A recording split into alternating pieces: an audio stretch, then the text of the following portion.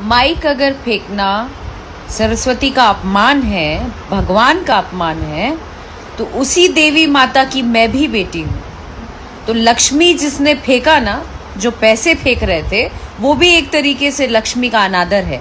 जो पढ़े लिखे सज्जन व्यक्ति जो है ना, जो अनपढ़ जाहिलों वाली बात कर रहे हैं, वो एक बार इस मुद्दे पे भी सोचें और एक बार मुझे जवाब दें। कंपेयर अगर करने को आओ तो सबको एक बराबर कंपेयर करो, तब मानूंगी असल दम रखते हो आप लोग और इंसानियत की बात करते हो।